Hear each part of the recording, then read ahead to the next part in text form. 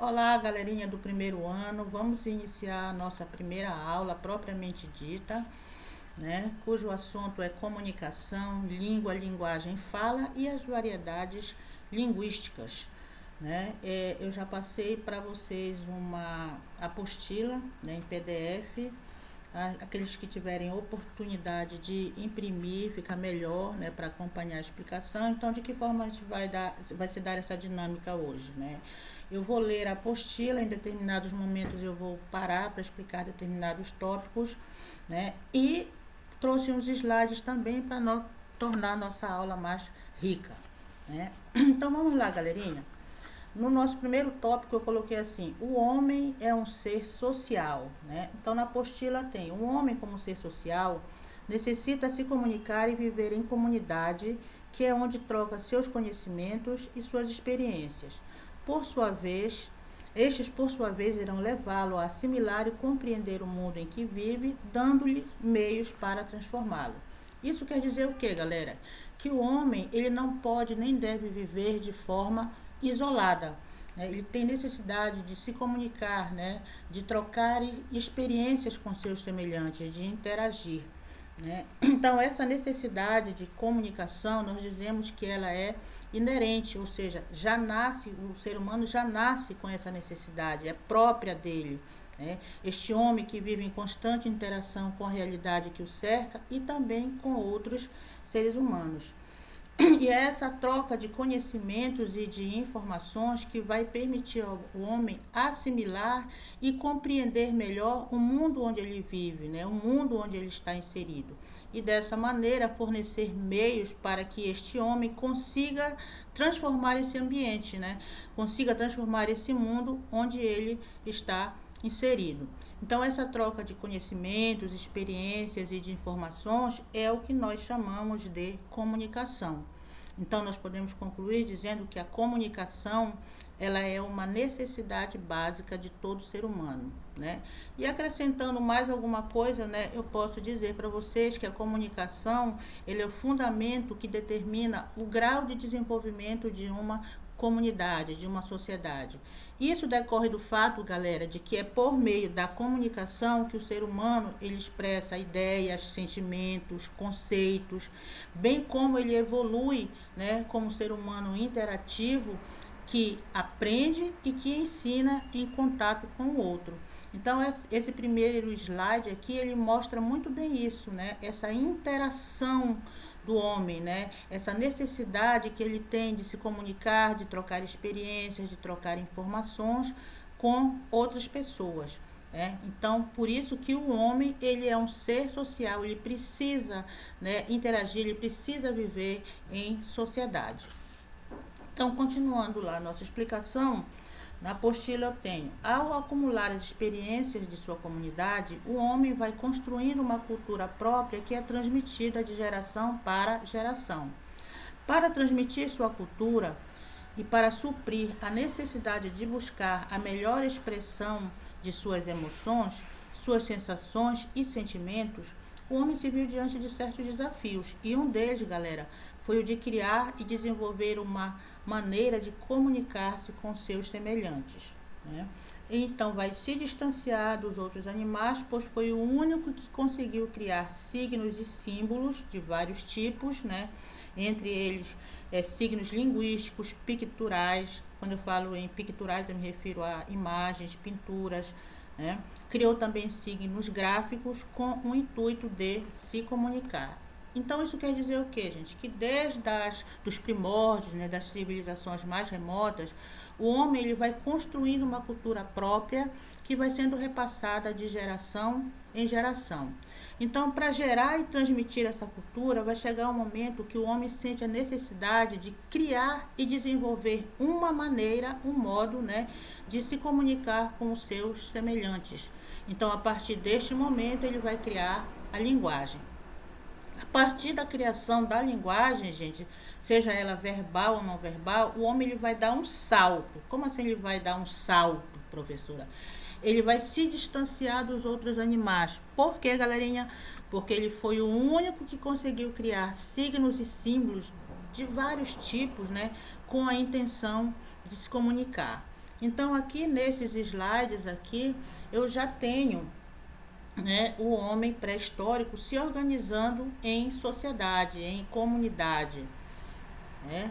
Continuando aqui, ó, mais um slide onde eu trago aqui, né, o homem organizado, né, em sociedade, a divisão de trabalho aqui, onde caçar, pescar e construir era a tarefa dos homens, coletar alimentos, cuidar das crianças, cozinhar já era a função das mulheres. Então essa aqui é a primeira divisão de trabalho, né, já na pré-história, galera. Então, para ver como eles já se organizavam, né, em sociedade. Vamos lá, eu tenho essa imagem aqui, né, nesse slide, que também está na apostila de vocês, essa imagem. Então, vamos ler o que está lá na apostila de vocês. Diz assim: pintura pré-histórica memorial ancestral, cavernas de Lescaut, França, datada de 15.000 a 10.000 a.C.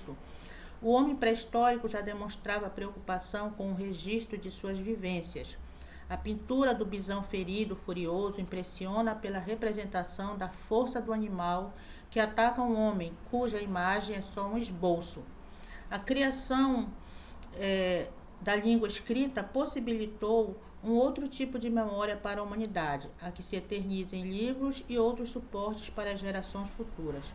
Então, o homem pré-histórico, né, preocupado de deixar o registro de suas vivências, né, para as gerações que ainda estavam por vir, para as gerações futuras, né, ele registra essa vivência na parede das cavernas, né? Então aqui eu tenho a pintura, né, uma pintura pré-histórica que a gente chama de pintura rupestre, né? Essa daqui foi feita nas cavernas de Lescaut, na França, né, que representa aqui a imagem de um bisão, né, que é tipo um boi, né? Aqui parece o esboço, né, de um homem, aqui um pássaro. Então isso aqui são as pinturas rupestres, galera. E essas pinturas rupestres vocês podem encontrar espalhadas pelo mundo todo. Aqui no Brasil também nós temos, no Parque Nacional da Serra da Capivara, no estado do Piauí, eu tenho belíssimos exemplares de pinturas rupestres. Em Pernambuco, né, no Parque Nacional do Catimbau, também podemos encontrar pinturas rupestres, e até mesmo aqui no Pará, na cidade de Monte Alegre, nós temos a Caverna da Pedra Pintada, onde a gente encontra também exemplares de pinturas rupestres. Tá? Aqui eu tenho mais algumas imagens. Aí vocês me perguntariam como é que esses homens faziam essas pinturas, né? Que materiais eles utilizavam para fazer essas pinturas, né? Eles utilizavam vários materiais, a própria pedra, né, que ele usava para riscar, né, na parede da caverna, ou ele usava gordura de animal, ele usava argila, também terras de cores diferentes, que mais que ele poderia utilizar?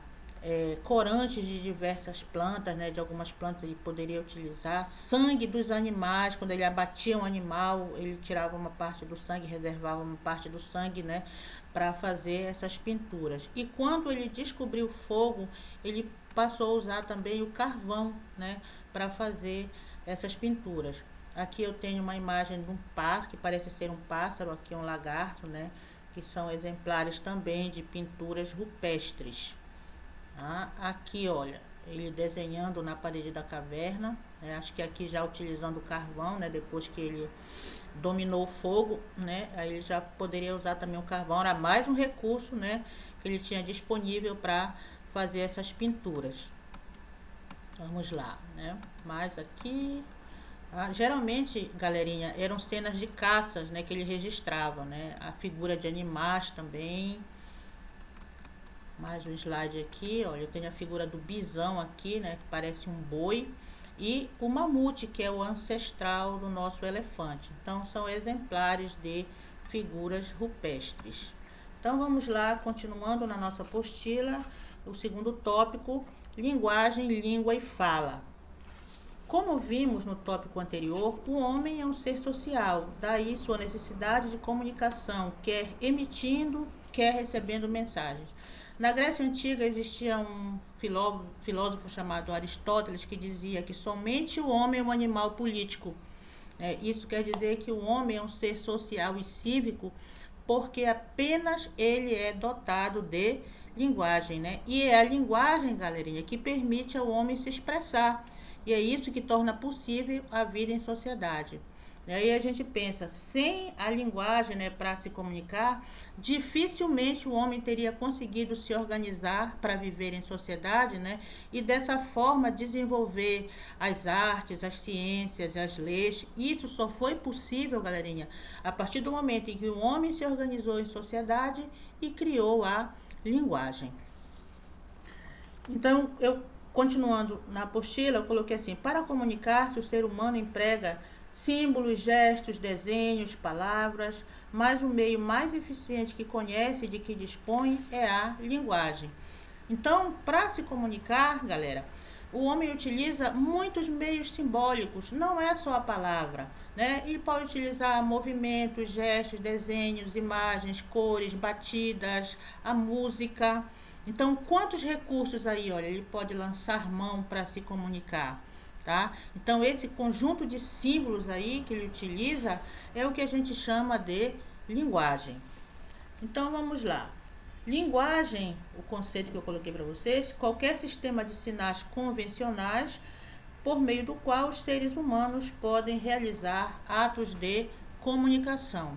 Então, a linguagem é aquele conjunto de símbolos, né, que o homem vai lançar mão para se comunicar. Então, aqui nesse slide eu tenho aqui, olha, o gesto, né, que é uma forma de linguagem. Aqui eu tenho uma imagem, onde eu tenho a presença de cores também. Então, o que eu quero que vocês fiquem cientes, que não é só a palavra, né, que o homem utiliza para comunicar-se. Pelo contrário, ele tem à sua disposição N recursos, como eu já falei, cores, imagens, sons, batidas, movimentos, a música, tudo isso aí ele pode lançar mão para se comunicar, né? Então, nós temos aqui 3 tipos de linguagem, né? Essas linguagens elas podem se dividir em 3 tipos, né? Na linguagem verbal é aquela que utiliza a palavra, né? É a linguagem mais utilizada. Então, a linguagem verbal é aquela que utiliza como recurso somente a palavra, ou a palavra falada, ou a palavra escrita, tá? E também é a linguagem mais utilizada, tá? Então, recapitulando aqui, linguagem verbal, ou na modalidade falada, ou na modalidade escrita. Ou você fala ou você escreve, tá? Então, linguagem verbal. O outro tipo de linguagem é a não verbal. Coloquei que é aquela que utiliza qualquer código que não seja a palavra. A comunicação é feita por elementos visuais ou sonoros, desenhos, gestos, né? Então, na linguagem verbal, você utiliza qualquer outro recurso que não seja a palavra. Você não pode utilizar a palavra dentro da linguagem não verbal, galera. Tá? A comunicação ela se dá por meio de elementos visuais, sonoros. Tá? Então, aqui, por exemplo, eu tenho essa imagem do semáforo. Não tem nada escrito aqui, mas nós sabemos o significado de cada uma dessas cores. Aqui ao lado eu tenho uma placa, né, onde aparece a imagem de uma bicicleta e uma linha na diagonal aqui que significa proibido, né? Então, aqui neste caso, proibido andar de bicicleta ou proibido bicicleta no local, pode ser. Tá? Então, como não tem nada escrito aqui, mas você compreende o significado, né? Então, isso aqui é linguagem não verbal. Outro exemplo aqui de linguagem não verbal, eu tenho esta imagem aqui, o gesto, né? Que representa, todo mundo sabe, esse gesto é universal, né? Que representa silêncio. E aqui ao lado eu tenho a linguagem de Libras, né? Onde o posicionamento da mão aí, né? Cada posição dessa representa uma letra. Esse tipo de linguagem aqui é usado pelos surdos mudos. Os cegos também têm uma linguagem específica, né, que é o braille, a linguagem braille. Então, aqui eu tenho belos exemplos de linguagem não verbal. Tá? Mas aqui, olha, o movimento, né, a dança, também é um exemplo de linguagem não verbal. O nosso terceiro tipo de linguagem, galerinha, é a linguagem mista. Eu coloquei na apostila de vocês que são aqueles que combinam unidades próprias de diferentes linguagens. Nas histórias em quadrinhos, por exemplo, geralmente é uma combinação de imagens e de palavras. Então, a linguagem mista é aquela que vai somar diferentes linguagens, né? Vai unir, no caso, a linguagem verbal e a não verbal. As histórias em quadrinhos, por exemplo, eles lançam mão deste recurso, né, da linguagem mista, onde eu tenho a imagem aqui que representa a linguagem não verbal e o balão de fala que representa a linguagem verbal. Unindo as duas, a não verbal e a verbal, eu vou ter a linguagem mista. Aqui ao lado também um outro exemplo de linguagem mista, né? A imagem aqui dos rapazes representa a linguagem não verbal e aqui a plaquinha onde aparece escrito precisa-se de homens bomba, a linguagem verbal. Então, uniu a não verbal com a verbal, eu vou ter a linguagem mista, tá? Então, continuando, vamos falar de língua aqui, tá? O nosso segundo tópico aqui, língua, que não é o órgão do paladar, né? Mas língua no sentido de idioma. Então, eu coloquei assim, língua é um sistema de representação constituído por palavras e por regras que as combinam, permitindo que expressemos uma ideia, uma ordem, um apelo, enfim. A língua é um enunciado de sentido completo que estabelece comunicação. Então, o que eu posso dizer para vocês é que a língua, né, ela é um código, tá? Ela é um código formado por palavras e por leis de combinação, né, ou leis combinatórias, por meio do qual os seres humanos se comunicam e interagem entre si, né? Então, quando eu falo de língua aqui, eu falo de idioma, né? Língua portuguesa, idioma português, língua inglesa, idioma inglês, língua alemã, idioma alemão, né? Então, a língua é esse código, né, formado por signos, que são as palavras, e pelas leis de combinação dessas palavras. É importante salientar aqui, galerinha, que quanto maior for o seu domínio, né, das palavras, né, maior são as possibilidades de você se comunicar com competência, né, se comunicar com competência. Mas dominar bem uma língua não significa você conhecer apenas o vocabulário, ou seja, as palavras que fazem parte daquela língua. É preciso que você domine também o que? As leis de combinação, tá? Então, para você dominar bem uma língua, você tem que conhecer as palavras que fazem parte daquela língua e as leis de combinação, né, dessas palavras. Então, eu trouxe como exemplo aqui, ó, eu trouxe várias palavras aqui, né, soltas, embaralhadas, tá? Você conhece essas palavras porque elas fazem parte do nosso léxico, né? Ou seja, do nosso vocabulário da língua portuguesa, né? Mas você consegue formar um enunciado aí? Consegue. Sabe por que você consegue? Porque você conhece as leis de combinação. Então, você pode arrumar essas palavras para formar uma frase, formar um enunciado, que é o que nós temos aqui embaixo, olha. Tá? O movimento de carros e pessoas é maior na área urbana. Você pode inverter isso. O movimento de pessoas e carros é maior na área urbana.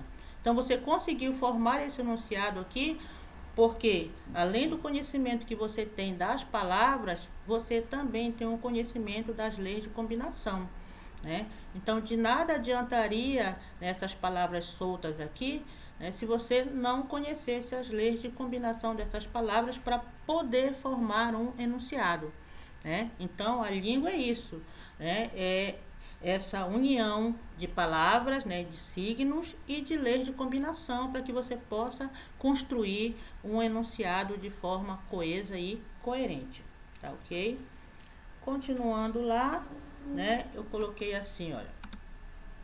As palavras e as regras combinatórias que fazem parte da língua são comuns a todos os membros de uma determinada sociedade.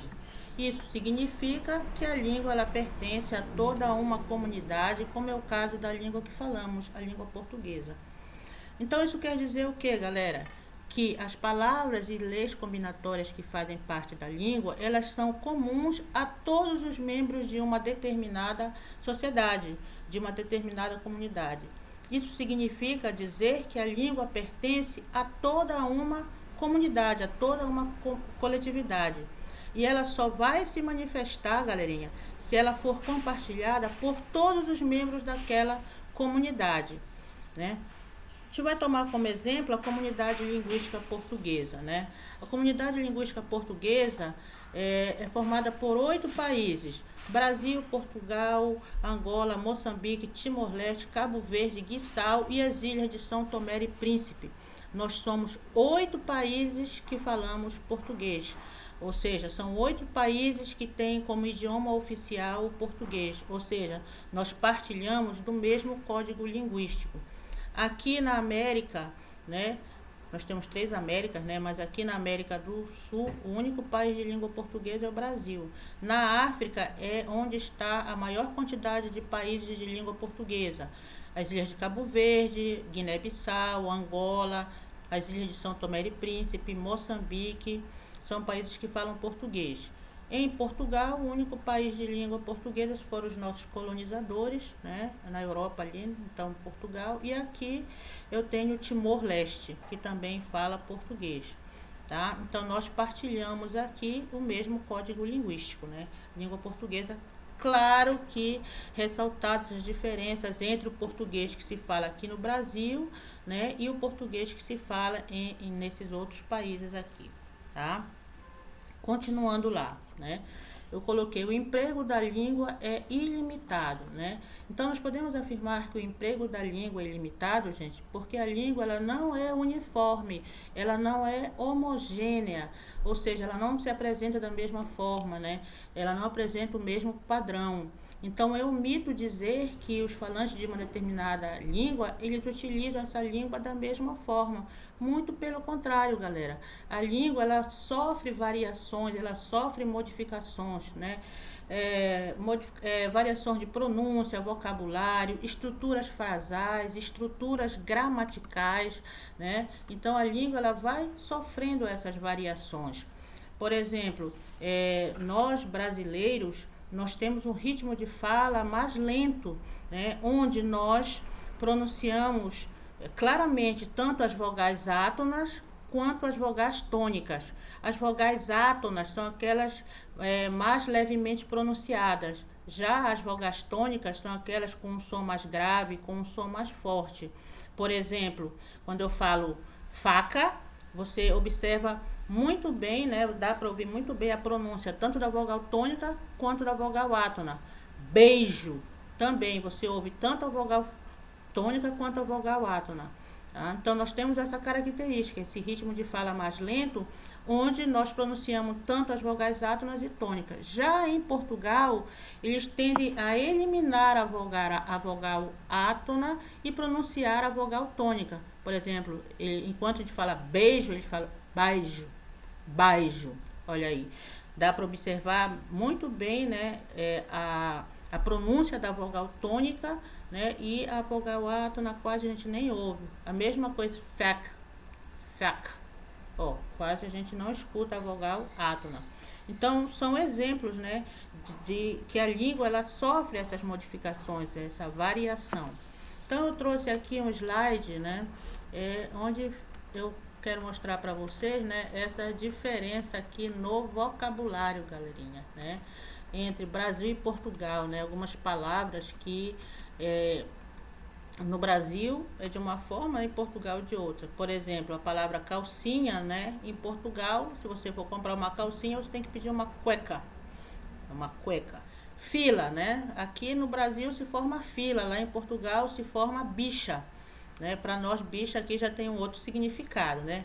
Menino, a palavra menino em Portugal, miúdo ou puto. Celular, para lá é telemóvel. Bola é um esférico, né? Elevador, ascensor. Trem, comboio. Aeromoça, hospedeira de bordo, né? Blusão, lá um blusão, se você quiser comprar um blusão lá em Portugal, você peça uma camisola, né? Para nós, camisola aqui já é a roupa de dormir. Cueca para nós, lá em Portugal é boxer. Salva-vidas é o banheiro, né? Lá em Portugal é o banheiro. Se você for à praia e não souber nadar, estiver morrendo afogado, não vá chamar pelo salva-vidas que você vai morrer afogado, tá? Você chame pelo banheiro, tá? O banheiro para lá se chama casa de banho. Camisinha, durex. né? Durex para nós é a fita cola aqui, né? Cafezinho, uma bica, né? Eu quero uma bica. Homossexual, para lá se chama paneleiro.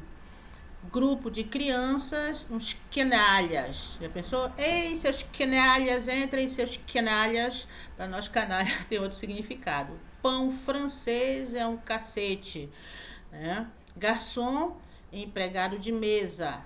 Um prato de bacalhau é uma punheta, né? Para lá se chama punheta. Para cá, punheta já tem um significado bem pejorativo, né? Fila, né? O final da fila é o rabo da bicha. Ok? Então, exemplos aqui, né, de diferença no vocabulário entre o português de Portugal e o português aqui no Brasil. Caixa ou caixinha é uma boceta, tá? Geladeira é um frigorífico. Ônibus, autocarro. Meias se chamam em Portugal pelgas. Sorvete, um gelado. E suco, um sumo. Isso aqui são só alguns exemplos, gente, tá? De diferença no vocabulário de Portugal e do Brasil. Variação da pronúncia, né? Então, olha só, alguns exemplos aqui, né? Na pronúncia, a pronúncia do português aqui no Brasil é bem diferente, né? De Portugal. Então, enquanto nós falamos primeiro, eles falam primeiro. Ó. Morar, morar. Esperança, esperança. Maria, Maria. Felicidade, felicidade. Tá? Então, variações na pronúncia entre Portugal e Brasil. Menino, menino. Pedaço, pedaço. Pedaço. Olha a questão que eu falei, né? Que eles dão ênfase à vogal tônica e quase nem pronunciam a vogal átona, né? Variação nas estruturas frasais. Tá? Então vamos aqui alguns exemplos, algumas frases, né, onde eu tenho essas diferenças. Por exemplo, no Brasil, né, nós utilizamos muito o gerúndio, né, que é essa terminação do verbo em NDO, né, falando, escrevendo, cantando, pulando, dançando. Então a gente utiliza muito o gerúndio. Lá em Portugal eles utilizam muito o verbo no infinitivo. Infinitivo, né, é quando o verbo termina, tem a terminação AR, ER ou IR. Então, enquanto nós falamos estou escrevendo, eles falam estou a escrever. Estou a escrever, estou a falar, estou a cantar. Me diga uma coisa, diga-me uma coisa. Olha só, bem patente essa diferença aqui, né? Enquanto que nós utilizamos muito a próclise, que é a próclise? É quando você coloca o pronome oblíquo antes do verbo. Em Portugal, eles optam em usar a ênclise, ou seja, eles jogam o pronome oblíquo para depois do verbo. Enquanto a gente diz me diga, eles falam diga-me. Pode me dizer, novamente aqui o uso da próclise e aqui a ênclise, né? Pode dizer-me. Essa questão que a gente chama de sintaxe de colocação pronominal, que é a posição do pronome oblíquo antes do verbo, depois do verbo, no meio do verbo, isso aí é um assunto de terceiro ano, mas a gente está colocando aqui só para vocês perceberem essa diferença entre o português do Brasil, falado no Brasil, e em Portugal em relação às estruturas frasais. Se eu lesse para você, né, nós utilizamos muito aqui o você, principalmente paraense, né, e lá eles optam por usar a forma vos, enquanto eu falo se eu lesse para você, em Portugal se eu vos lesse. Tá ok, galerinha? Então isso aqui foi para mostrar para vocês, né, algumas diferenças, né, mostrar que a língua ela sofre essas variações, né, que ela não é homogênea, ela não tem o mesmo padrão, ela não é a mesma. Então, por hoje a gente para por aqui. Tá? A nossa explicação, mas na próxima aula a gente vai dar continuidade, tá ok, galerinha?